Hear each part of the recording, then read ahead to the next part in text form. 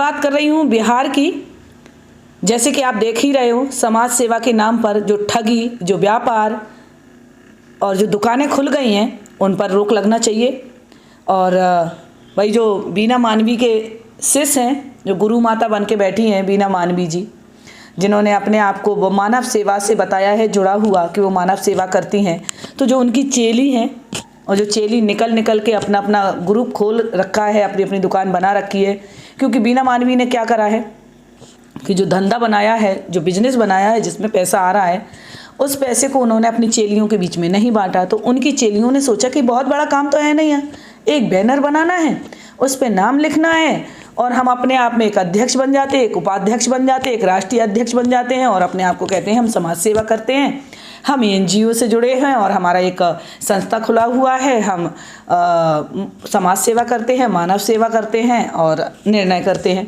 भाई जज से ऊपर बन जाती हैं, प्रशासन से ऊपर बन जाती हैं, पुलिस को अपनी जेब में रख लेती हैं, कुछ पुलिस वालों को अपनी जेब से पैसा देती हैं, उनको साथ में लेकर घूमती हैं। तो भाई वीडियो कैमरा और ये सब चीज़ें देखकर और एक पावर दिखाकर बात करना तो नेचुरल है कि हर कोई डर जाता है। मैं रजनी झांसी से, और आज बात कर रही हूँ उस कंचन की जिसने इस समय आतंक फैला रखा है बिहार में बहुत अच्छी तरीके से, बहुत रुआब के साथ में। और जिस समय उसने इस पावर का इस्तेमाल मासूम जनता पर किया, तो भाई जनता के साथ कर रही तो कहीं ना कहीं किसी अच्छे खासे की आवड़ में भी आओगी। ऐसा नहीं कि हर समय बेवकूफ़ आदमी ही आपको टकराएगा। तो इस बार मैडम एक वकील से टकरा गई हैं और वकील को बोलती हैं कि तुम्हारे गोड़ तोड़ दूंगी, यानी तुम्हारे पाँव तोड़ दूंगी, तुम्हारे पैर तोड़ दूंगी, और तू काला कौआ है, यानी काला कौआ कोर्ट को बोला है उन्होंने। जितने वकील अगर काला कोट पहनते हैं वो काला कौआ है।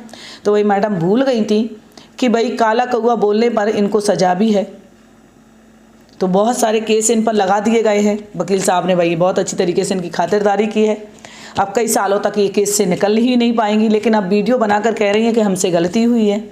तो भाई मैडम जी, आपने एनजीओ खोल लिया, आपने एक बैनर बनवा लिया, तो ये धंधा आप कर रही हो। आपको देख देख के गली गली में अब ये धंधा फलने और फूलने लगा है।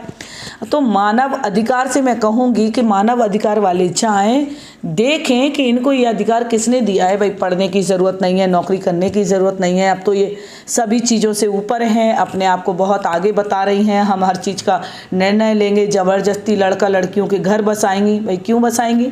अपना तो बसाइए मैडम, ज़बरदस्ती अपना घर बसाइए। 14 साल से आप अपने पति को छोड़कर रह रही हैं।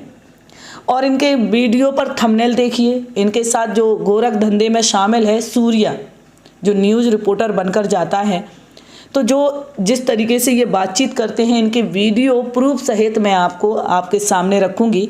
अभी मैं वीडियो पहुँचा रही हूँ इसलिए कि आप लोग देखिए इस महिला की करतूत कि जिस तरीके से अपने धंधे को फल फूलने पर आगे बढ़ाई जा रही है। और 15 से 20 हज़ार, किसी से 50 हज़ार, किसी से 25 हज़ार, जिस तरह का पल्ला भारी होता है उसी की तरफ बोलती है, दूसरे वाले परिवार को गालियों गलौज देती है।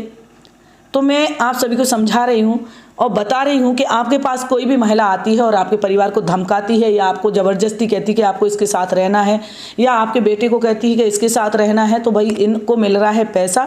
तो जिसकी तरफ से पैसा मिलता है ये महिलाएं उनकी तरफ बोलने लगती हैं, क्योंकि इनकी गुरु माता जो है ना बीना मानवी जी, इन्होंने बहुत अच्छी शिक्षा दी है अपनी चेलियों को। तो अब ये चेलियों को भाई फ़ायदा नहीं होगा तो नेचुरल है कि वो अपना ढाबा खोलेंगे, अपना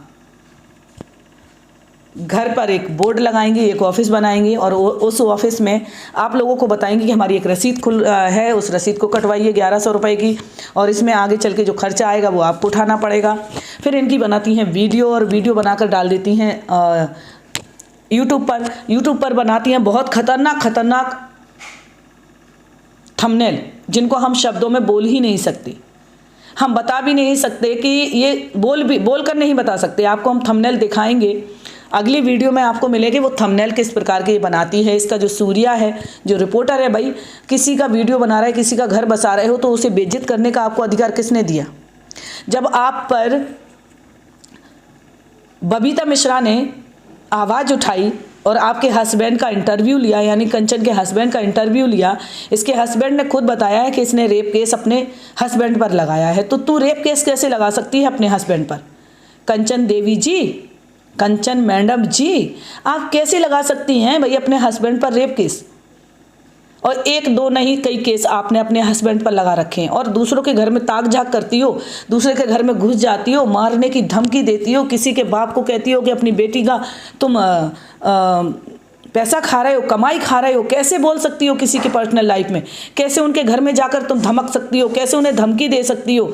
जब तुम्हें बर्दाश्त नहीं है वो चीज़ कि तुम्हारी पर्सनल मैटर में कोई बोले, तो तुम किसी के पर्सनल मैटर में कैसे बोल सकती हो? बबीता मिश्रा को बोल रही हो तुम कि उसने तुम्हारे पति से 2 लाख लिए। तुम तो जाने कितने लोगों से पैसा लेकर बैठी हो। तो पहले अपने आप को तो देखो, अपने गरेबान में झांक कर देखो कि तुमने अपना धंधा कैसा बना रखा है एक सूर्या आदमी के साथ में। तुम कह रही हो कि तुम्हारे पति ने दूसरी शादी कर ली है या उसके साथ में रह रहे, तो तुम भी तो किसी के साथ में रह रही हो। पहले अपनी शक्ल देखी है, अपनी एजुकेशन देखी है, अपनी पढ़ाई को देखा है, आपने बोलने के तरीकों को देखा है। तूने मुझे भी बोला है एक वीडियो में, मैंने रजनी को रेल दिया। क्या रेल दिया? क्या पेल दिया? क्या बोला तूने?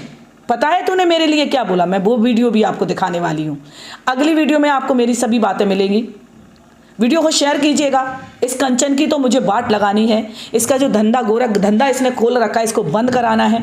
और मैं कहूँगी कि प्रशासन से कि इन सब का जानकारी करें और ऐसे किसी को मानव अधिकार का सेवा करने का मौका ना दें कि इतनी अच्छी तरीके से मानव सेवा ये करने को उतर रही हैं कि लोगों को दहशत में ले रही, उनके वीडियो वायरल कर रही, उनको बदनाम कर रही, उन्हें रहने को कहीं का छोड़ नहीं रही है। बेचारे क्या करेंगे?